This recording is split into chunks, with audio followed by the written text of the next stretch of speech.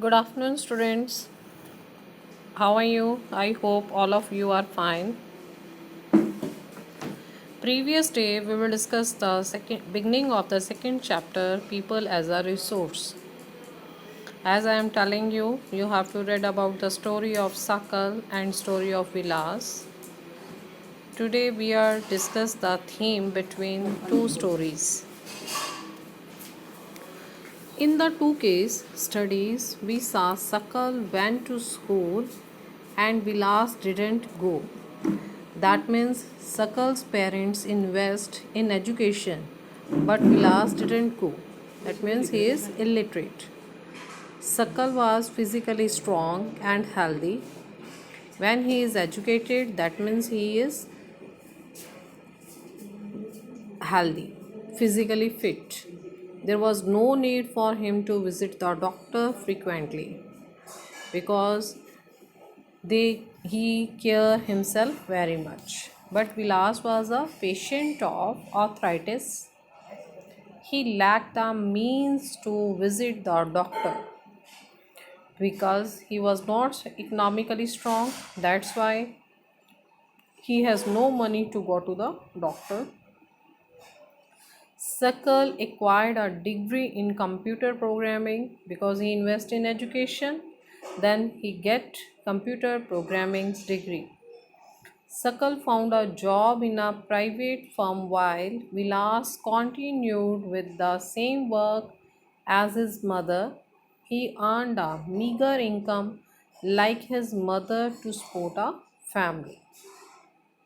Major difference between Sakal and Vilas, that is Sakal is educated and he get education. After that he got a job into a private firm, but Vilas with the same work contribute same work as his mother do. He earned meager income like his mother.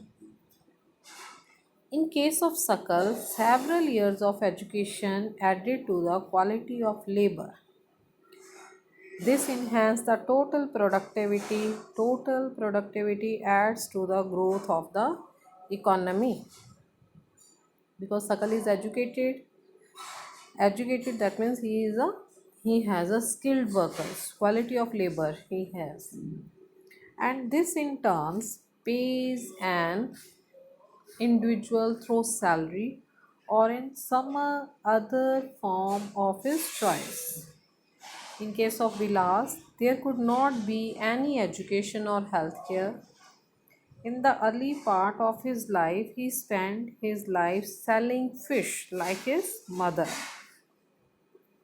Henceforth, he draws the same salary of unskilled laborer as his mother. Both stories you have read and you know the condition of Sakal and Vilas.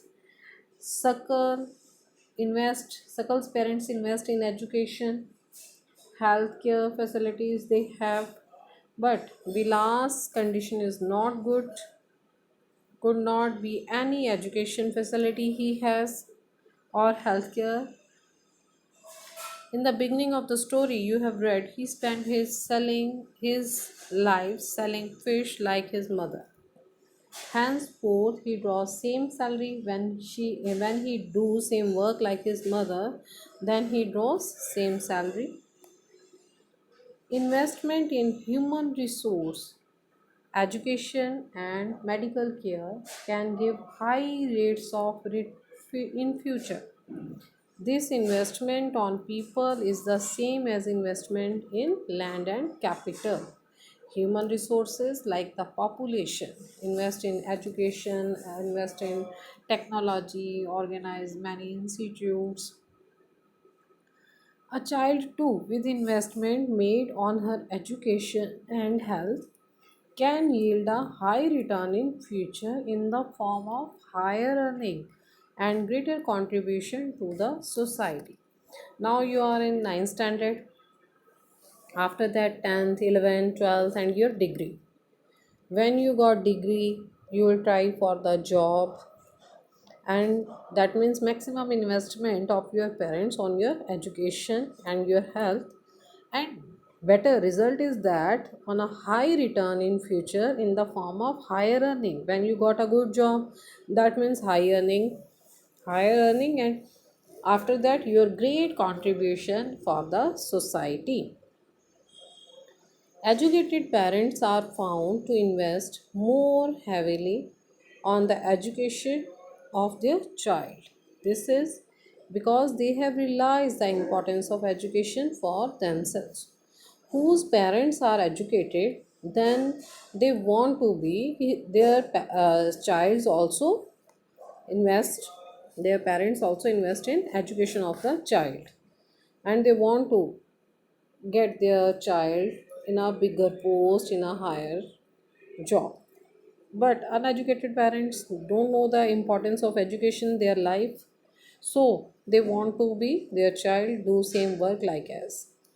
They are also conscious of proper nutritious and hygiene. Who are educated, they are conscious about their health facilities, they are conscious about their hygienic condition.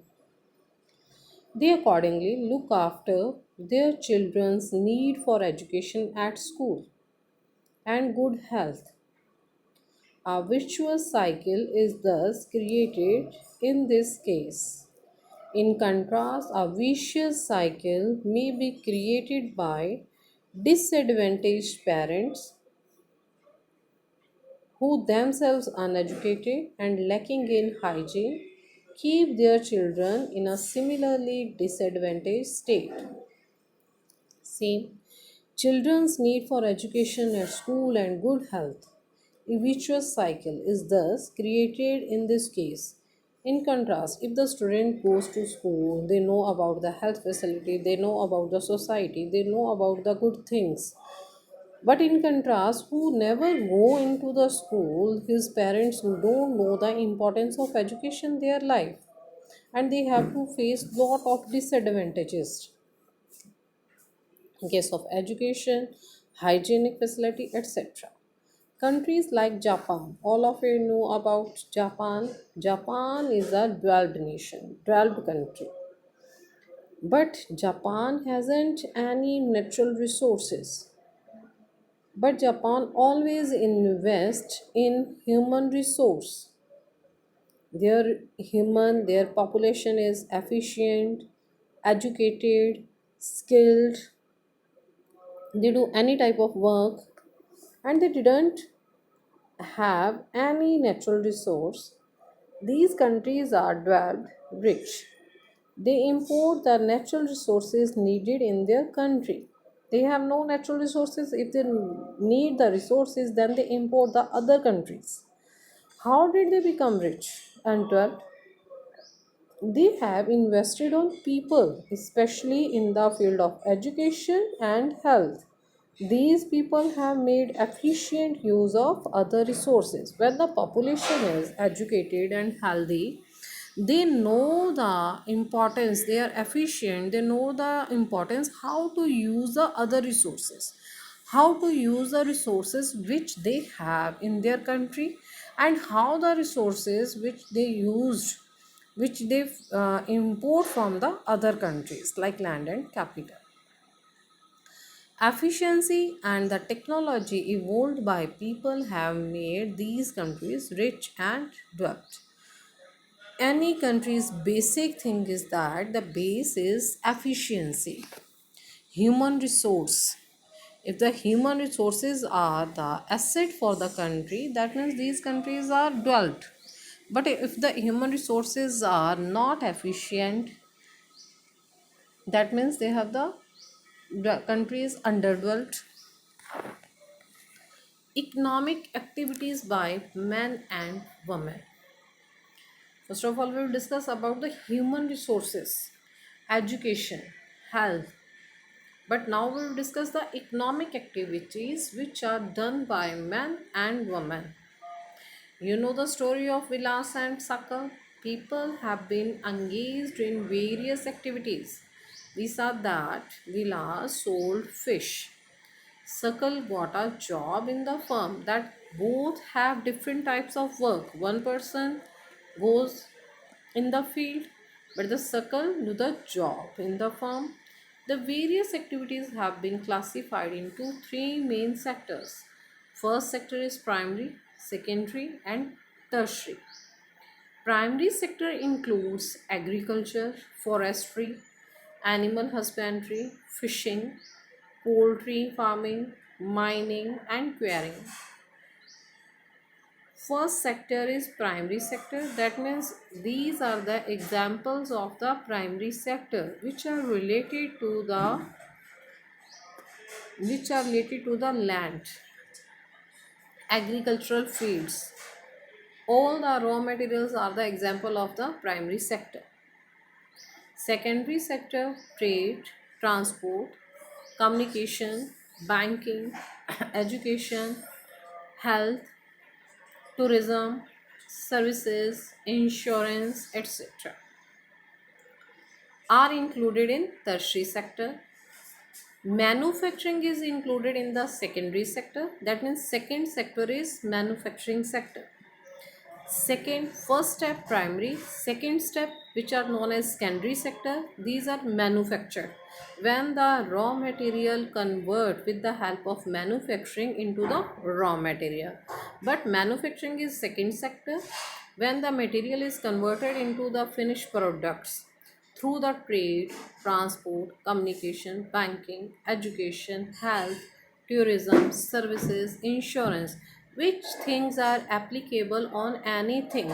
If the material from the factory to the market, that is trade, with the help of transport, they go into the market. That means these are the example of services sector. Tertiary sector, also known as service sector.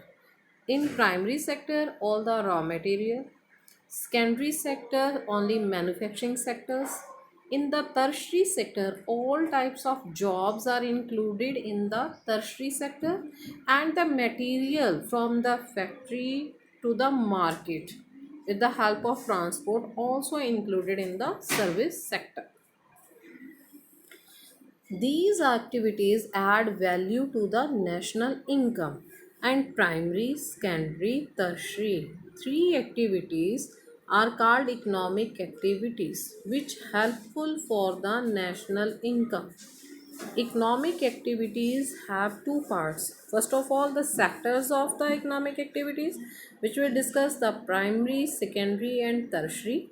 And economic activities have also two parts. First is market activities, and second is non market activities. Is that clear? You have to read this paragraph carefully. Market activities involve remuneration to anyone who performs activity performed by or for pay or profit. If you work in the market activities, for example in the shop, then that means you get the monthly salary. Including government services also included the part of market activities. And non-market activities are the production for self-consumption. Market activities production is not for the self-consumption, but non-market activities are production for self-consumption. Major difference between market and non-market activities that in market activities anyone who perform, they perform for the benefit, they perform for the salary. But in non-market activities or the production for self-consumption, these can be consumption and processing of primary product and on account production of fixed assets. Anything which are built from primary sector, these items are also included. But main theme is which is used for the self consumption, not for the market. If we sell in the market, that means it's a market activity.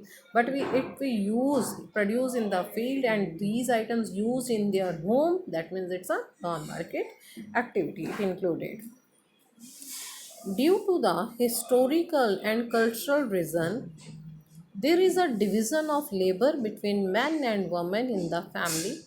Women generally look after domestic chores and men work in the fields.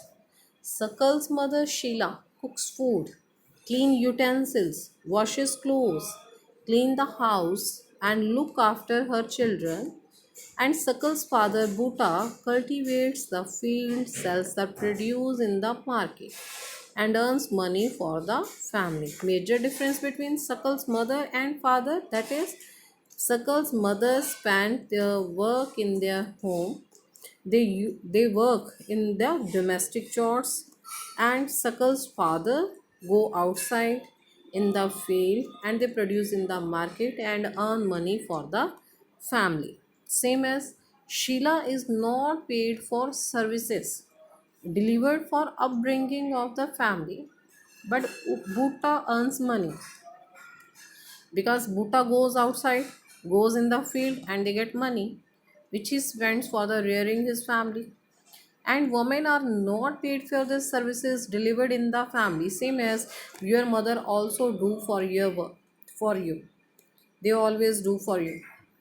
They washes your clothes, they cook the food for you, but for these services we haven't pay her. The household work done by women is not recognized in the national income. Which work they have do for their family, that is not the part of the national income. The part of the national